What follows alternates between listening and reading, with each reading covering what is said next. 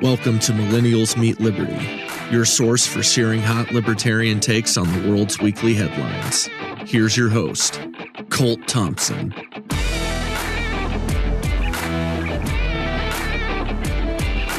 Welcome to Double ML Millennials Meet Liberty episode number 7. So this is the vaunted, amazing, epic, incredible, wonderful, bountiful, intellectual, stimulating episode number 7.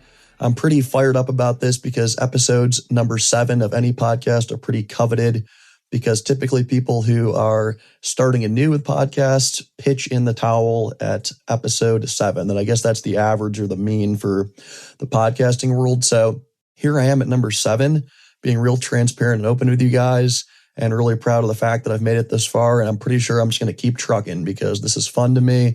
And I really love preaching libertarianism and just giving my take and angles on all of the issues of the day. So that being said, I'm fresh off a gym session. I did not intend on recording tonight, but a lot hit my mind as I was taking a shower. And those are typically things that happen to me when I'm taking a hot shower. Just kind of think about the day and think about the future and what I want to talk about on this podcast. So I really appreciate people taking the time to hear me out. So today's podcast will be devoted to the wonderful world of women. Yes, that's right. So I'm going to mansplain the fuck out of women's plight in life, their issues, their successes, their highs and lows. And I'm really going to look through the lens of a libertarian, speaking about the culture of millennials and women and what's going on, and the government, how they are not really helping women at all. There's really a question that's asked, I guess a philosophical one, out there in the world and politics these days. And the question is, does government follow culture, or does culture follow government? And I'm not going to pretend like I have the answers to that, because I think most people would think that government follows culture and their policy. And I guess there's really good, out in the open examples of that.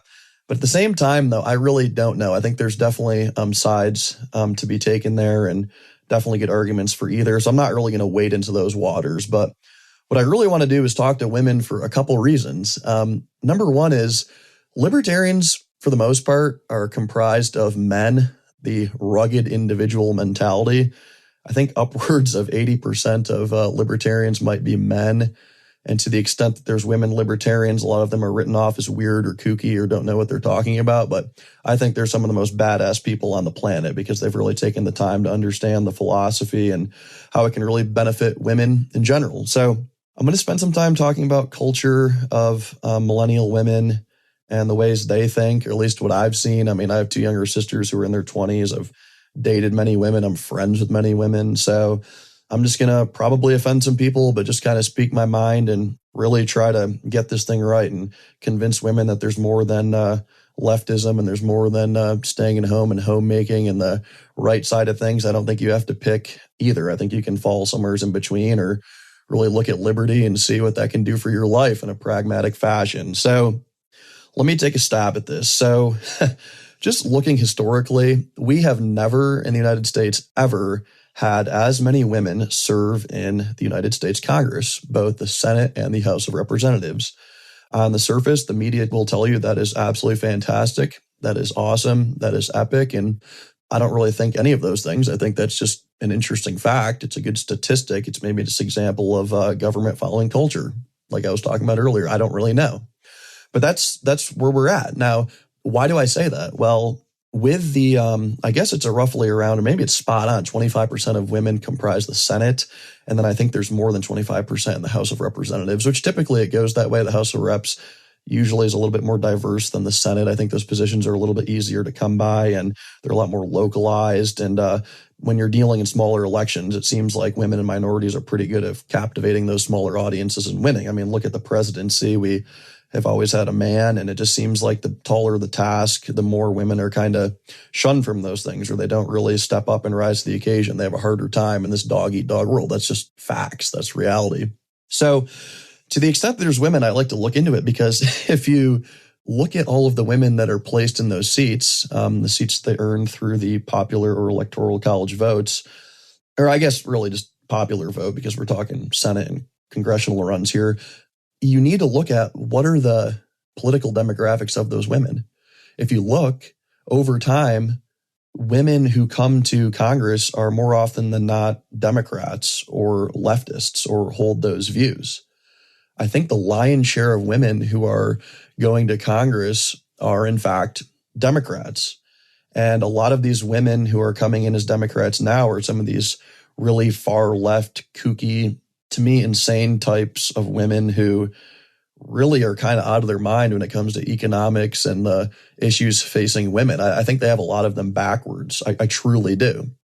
So I'm going to spend some time fleshing some of this out, but I wanted to make that clear because what I can talk about is why women's suffrage and why women were allowed to vote way back in the day.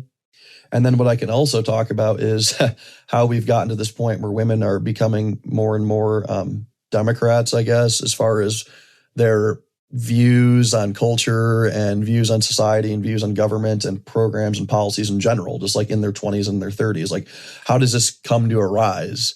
You know, there's certain biological differences that are immutable between men and women. And I think men tend to be a little more isolated and not as sociable and don't need those social circles that women really covet and foster. I mean, we know men are not nearly as nurturing. I mean, I think by instinctual nature, they're a little more of a provider, and those are just things that are real. I mean, there's definitely differences between men and women. I think women are a lot more socialistic inherently, and there's nothing wrong with that at all. I don't think that, but I think that's kind of why you see women caring more about social issues and leaning left. Now, many of these social issues probably don't matter that much at all in the big scheme of things compared to some of the economic issues that are out there that are driving some of the malaise and issues women confront day in and day out. I think maybe they're taking their eye off the ball as to what's truly important.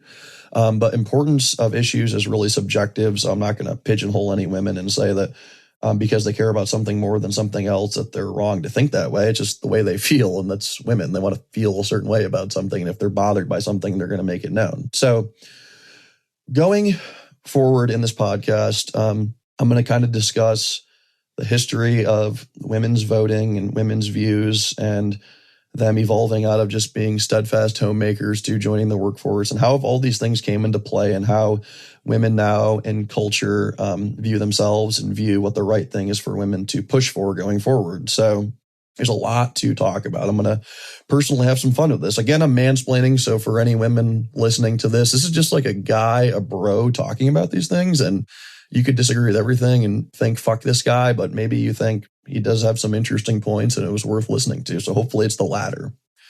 So I'm going to bounce around a lot because that's what I do. I think you guys know how I operate. I'm kind of spacey in a sense that I have a lot of things I want to cover, but I think it's all really fruitful things to reflect on. So let's look at why women in general were not allowed to vote way back in the day. So a lot of people just assume that when women were allowed to vote, they were escaping some tyrannical problem in a man-dominated society where men just hated all women and their views were never considered at all. And I think people are totally wrong to think that way.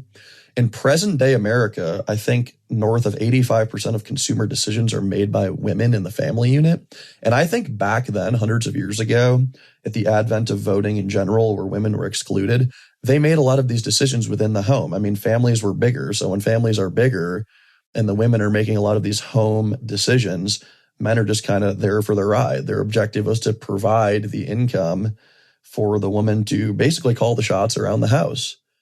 And I think there was a little more power that these women had up their sleeves than people talk about behind the scenes. But that being said, the reason men were allowed to vote and women were not allowed to vote was nothing to do with sexism. It wasn't that everybody thought women was stupid and women's voices didn't matter. It was totally to the contrary. The point of the matter was men controlled many of the businesses. Men paid the lion's shares of the taxes. Men were just entitled to do all of these things. That was their cultural norms. That's what they did. And women weren't jumping around furious at the advent of voting, saying that I'm upset that I don't get a vote. In fact, a lot of them were of the inclination that they're going to let their husbands handle that because what do they care? They're not the ones paying the taxes. They're not the ones running the businesses. And that's just really what was going on. And to the extent that women all of a sudden started forming their own businesses and getting out of the house a little bit more, which is a cultural thing, it wasn't because everyone hated women. They started to drum up the idea that maybe they should have more of a say. And that makes sense. I mean, obviously, I think it makes sense for women to be able to vote. I get that. I think everyone understands that. But there was a built-in culture of them not really caring as much to begin with, and that men were paying these taxes and making these business deals where women just really weren't doing it for whatever reason. If it's a wrong thing at the time, it's a wrong thing, but they just weren't. And that goes, really, it plays into the hands of younger people voting too, as it pertains to why the founding fathers set certain ages for voting. I think they wanted adults to do that because at the time, adults, and I digress just a little bit to talk about this, because it kind of ties into the women logic. It's people who were younger at the time. Maybe they had 2 or 3 or 4 kids when they were in their teens or when they were in their early 20s, and they owned a business and they tilled their land and they harvest the fruits of their labor. So yeah, they should have a say. So if anything, in today's climate, people are advocating for younger voices to vote. If I had my way, I'd probably want older people to vote, because these responsibilities people had in their teens and 20s back in the day are things that people are pushing off into their 30s now. A lot of people are lazy bums, or getting caught up in the malaise of higher education. It's not really doing anything for them. So they're coming out indebted with no actual knowledge of how society works or how the world works or how voting works. And we're really not a good educated electorate when we have people voting on things at a very, very young age. I mean, a very, very young age back in the day may have been, to them, I guess that young age was really an older age because people were more mature and harnessed more responsibility and their life expectancy was shorter. But I'm going to digress. So that's just more along the lines of that logic at the time because it was cultural. So if anything, a lot of women might have been treated better back then, even though they were in the home. I mean, maybe there was a little bit more loyalty to go around. But at the end of the day, I mean, men and women are both kind of sleazy, and that's just the primitive nature of humans at their core. But anyway, so looking back at that, I mean, the women's suffrage movement came into play and women acquired the right to vote. And all this played out, with Susan B. Anthony and Elizabeth Cady Stanton. And many of this, the forefront of it was Western New York. And I myself am a diehard Buffalo Bills fan, and I grew up in Central New York. But I like to think I'm the biggest Buffalo Bills fan in Central New York, born and raised. But yeah, I mean, it's pretty cool to say that the women's suffrage movement occurred in Western New York, my home state of New York. Well, seeing past that, I mean, women casted their votes and they did the things they wanted to do. And here we are in 2019. So in 2019, I already said women are getting into Congress at more of a rapid clip than ever. And society lauds that as an awesome thing. Well, they're coming in as these Democrats. And it looks like these women are getting fired up about social issues and issues that didn't maybe see as much attention in years past. So they're really riding these issues and they're being magnified by the media. And that's fine if that's what they want to do. But when you devolve into the state of, okay, now we have AOC and these 4 horsewomen of Congress with a couple of these younger women who are all minorities, they kind of just magnify what the media is all about. They want these people in these quote unquote victim classes to come there and project their ideas all over the world. And this idea of egalitarianism, really, it's just a weird thing because I've alluded to that everyone is born different. Everyone is born with different cards that they get to play, and they need to play them to the best of their ability. And what is the purpose of egalitarianism in general? When someone hits Congress, we want to equalize everything. We want to make everyone get paid the same. We want everyone to look the same. We want everyone to have the same opportunities. I mean, what is the fun in that as a society? Are we going to turn everybody into robots? Just egalitarianism in general, to me, doesn't make too much sense. And that's what women really are advocating for. So a lot of things women care about are feminism, or a lot of women love climate change, talking about that, or women's reproductive rights. They really just drum all this up. Fair pay for women, so equal pay for equal work. And these are things women really, really care about. And that's what they're projecting. And if you deviate from the media's narrative and what women are talking about and what they care about just a scotch, then you'll find yourself in some serious hot water. I mean, with the Me Too movement and all of these things. So women's views are totally different than a lot of men in that they are more collectivist and more socialized and really rooted in a lot of emotion. I'm not saying that's bad. I mean, look at women's social media accounts. They end up posting a lot more. They end up talking about their family and friends a lot more, and just wildly different things than men. And it's part of the woman experience, I guess. It's a cultural thing, and none of this is wrong, but government is not helping women. It is not. And then women who go in there, it's like the proverbial camel's nose under the tents. They go up there And all these things they're doing, trying to get done, when they manifest themselves out from under the tent, it's generally bad news for women, and it's really sad. I'll give you a few examples. I mean, a lot of women are told that they need to go to college, and hell, we're going to force you into the STEM field. We're really going to divert you to being interested in STEM, so science, technology, mathematics, engineering, all of those things. And, it's cute to say that we want to see more women do these certain things in trades, but it's really just not the way of the world. I mean, you can't just socially engineer the world. I mean, 99% of truckers are men. Most welders are men, and most linemen are men, hence linemen.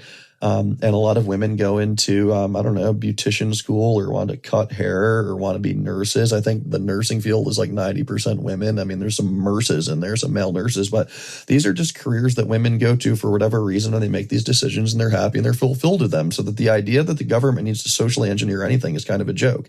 So they say, okay, we need more women and minorities in college. Well, we've already noticed that college costs too much. People are debt slaves. So if you're now proud of the fact that women get more college degrees than men do, is that really a success? That we actually have more indebted women than more indebted men? Have we really done them a favor? No, we haven't. Actually, if anything, we fucked them over. And then a lot of women who want to have children, they emerge from college and they're so indebted that they can't. And then they basically just look for their sugar daddy. I mean, a lot of women do this anyway, but they kind of turn to the last resort. It's like, okay, well, I'm kind of fucked with the career I chose, or the career that I was kind of like pigeonholed into by the social engineering of the culture or my parents or government. It's like, okay, none of this is making any sense at this point. I mean, there's some women stripping and some women selling their body on Tinder and all sorts of weird things, which is fine. I mean, I'm a libertarian. I mean, let's legalize the world's oldest profession, prostitution, if that's what they need to do to make ends meet. But it is kind of like demeaning that a lot of them feel like they need to do those things just to scrape by. So women really need to reconcile with the truth of, I guess, spontaneous order out there. I'm not speaking from a religiosity bent, but like, we know there's certain things women prefer over men. I mean, there's things that men prefer over women. Just, it's kind of statistics. It's math. I mean, you're going to get with a guy. A lot of guys like getting a little rowdy and like sports and generally like sex a little bit more than women. That doesn't exclude women from liking sex as much as men. I mean, there's some serious freaks out there, but we kind of know how these things go. And we know the dynamics at play with men and women. So the whole college thing has really fucked women completely. And then there's people like AOC, Alexandria Ocasio-Cortez, out there saying, well, I'm never going to have children because I'm worried about the 11 and a half years we have before climate change just devastates our society and there's no such thing as humans anymore. I mean, we're going to be extinct as a human race. Some of these things she says are flat out wrong, crazy. I can sell my soul.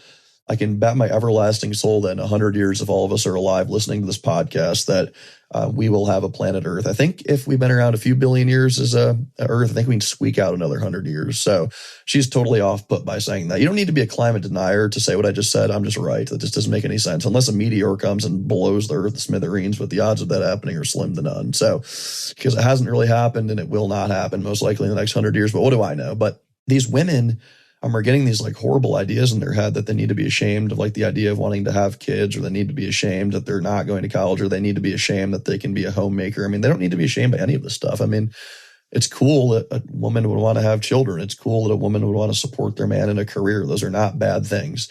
So those options are being limited by government anyway. We like, again, to applaud society for having more women in the workforce. Well, the reason these women are in the workforce is not just because by choice. It's like economically like what they need to do. It's economically like survival. Back in the day, decades ago, women didn't have to work because a man could go to work. He was not indebted. He could find a well-paying job and they could have many children and take out a 10-year mortgage. Now we have 30-year mortgages. Now we have $50,000 in student loans. Now we have all of these really just stupid government outcomes that have led to women not being really liberated at all.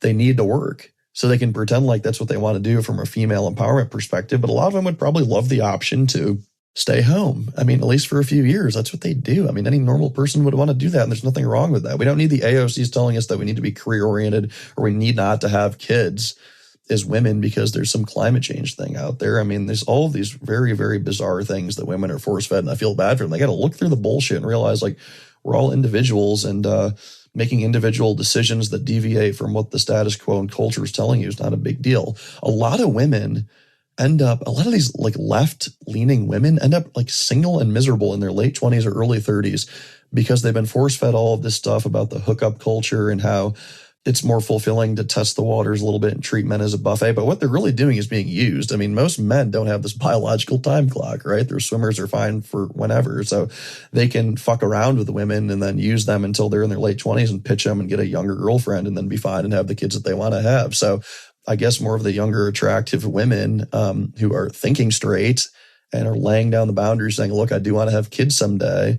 They're going to get that. Some of the women who are putting that off, thinking it's not a big deal and going into the whole liberal mantra of, I'm going to work on my career. I'm going to put some relationship stuff off because having kids doesn't matter that much. And all of a sudden they realize, holy shit, like this is what I'm biologically programmed to do. And now it might be too late to find a partner. I got to settle for Joe Blow, or I got to make an act of desperation and lower what, I want to do completely and just hook on to some sugar daddy. I mean, women are getting totally fucked by this insidious, crazy culture we have on social media and government in general. And I'll think more about this whole like Equal Pay Act thing. I mean, to the social engineering aspect of this stuff, I mean, Scandinavian countries have been popularized and have tried the idea of mandating quotas for certain industry, saying that women need to make up or comprise a certain industry that maybe men predominantly dominated beforehand. And it's like, it's never worked. I mean, they've tried to socially engineer these things. It's never worked. Like engineering or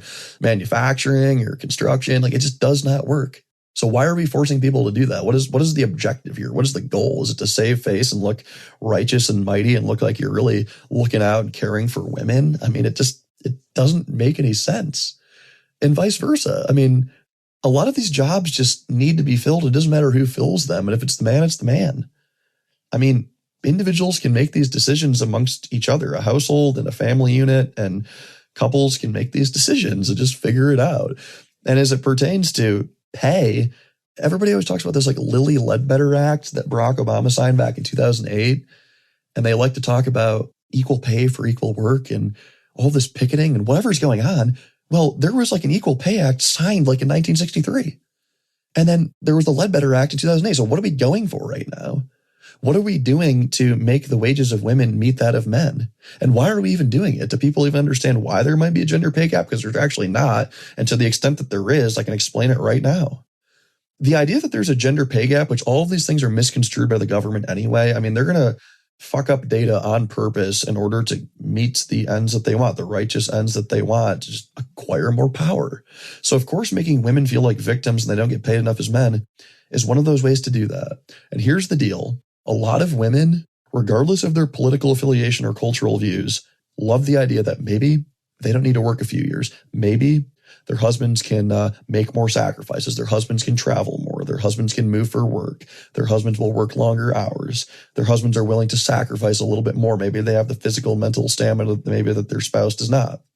And that's fine because women will voluntarily exit the workforce to have children, to rear children, to take care of them. And they make that decision consciously. So they're giving up years of experience that they otherwise would have on their resume that would get them that equal pay of men. So when they hop back in the workforce, yes, they're going to have less pay. And a lot of women, they value the ancillary benefits of work. They might not necessarily care as much about the money if their husband's a good provider or their husband's earning the income. They might make a decision for her to find a flexible part-time job where she can take care of the child because childcare is astronomical in cost. There's all of these decisions women make that are totally logical and rational that lead to this disparity in income. There's truly not a disparity. I mean, employers aren't fucking stupid. If employers knew that women would work the same exact job for less pay, they'd basically just be hiring women. It would be full-on reverse sexism, but we know that doesn't happen. So a lot of this stuff that's peddled about women in this unequal pay deal is just complete bullshit and is really obnoxious.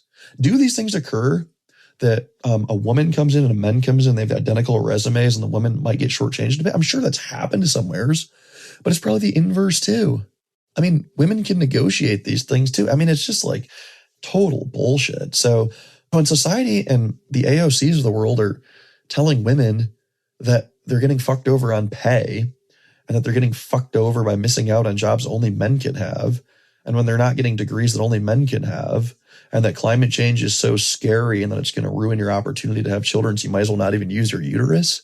I mean, you are completely brainwashing women. It's terrible. So I just kind of feel bad. So what's the inverse of this? It's liberty. It's libertarianism. It's free markets. It's individual decision-making and responsibility. And I guess I'll just talk for a hot second about this women's reproductive rights thing in the Me Too movement, because that's another thing that's worth talking about. Okay, we can talk about Roe versus Wade until we're blue in the face. It's simply a matter of a states' rights issue, constitutionally speaking. So Roe versus Wade is basically wrong. Personally, I don't give a fuck about any of this because I'm a dude and that's me mansplaining, but it's like, okay, if Roe versus Wade is wrong and it's truly a states' right issue, which it is, because hence the 10th Amendment leaving everything else up to the states that's not specified in the Bill of Rights or Constitution, okay, we might have some states who are perceived as assholes like Alabama who are going to outlaw some types of abortion. Culture will follow government or vice versa. I have no idea. But the point of the matter is, I'm going to say, if you are in a position where you don't have the wherewithal to wear a condom or the wherewithal to use another type of contraception, which is abundantly available at very cheap costs, well then, yeah, you're going to have to reap those consequences. And if that means driving to another state to get some sort of abortion, I guess you have to do that. It sounds cruel. I don't know a single poor person in the world who cannot drive across a state line to get an abortion. That's just kind of awkward. It doesn't make any sense. People aren't entitled to someone else's services, even if it's such a morbid service like that that's considered something that's like the holy grail of all services that women need. I mean, at the end of the day, there is some personal responsibility when you're fucking. And if you make a mistake, fine. If you really want to go get your abortion, I mean, find it. There are plenty of opportunities for that. I don't think we need to be fighting and bickering about this for Congress all the time. It just doesn't really make any sense. It's weird, but I don't really know. I'm not going to get into that too much. I mean, it's just a stupid thing to talk about. I don't want to talk about that. It's just dumb. I mean, some people have very deeply religious views on this, and that's fine. Some people don't. I mean, it's just imposing your views all over the country is just, that's where you're going wrong. So leave it up to the states. I guess it's just my view, but that's more of a constitutionalist viewpoint, not quite libertarian. But, and again, as it pertains to the Me Too movement, you know, the whole Brett Kavanaugh thing fucking spiraled out of control, and it became a political smear campaign to completely upend and damage and ruin his reputation. And that woman who looked like the Keebler elf, I forget what her name was, but horribly embarrassing, up there trying to ruin this guy's life and damage his career, and just trying to decimate and destroy it, all for political gain. And she's a registered Democrat and probably could get some money out of these type of things. Who knows? She was probably bribed. And I always joke, I've always said too, I mean, the fact that something like that bugged her, that she was in a room with multiple people, that everyone's clothes was on, and that's really what she admitted. I mean, again, what exactly happened that was that traumatic that 40 years later, it's rocking you to the core that much you need to make a spectacle in front of the entire nation? Yeah, it's a political hit job, so you're a fucking loser. I'm not downplaying legitimate rape, but clothes on, multiple people around, it's a lot different from getting fucking stuffed by a guy when you're naked in a dark room and everyone's hammered. Doesn't make any sense. It's actually fucking wrong of her to even say all that stuff. Nevertheless, the tweets flying around of the hashtags Me Too and then believe women. Okay, we're just going to believe women. There are some women who have done some really awful things to men.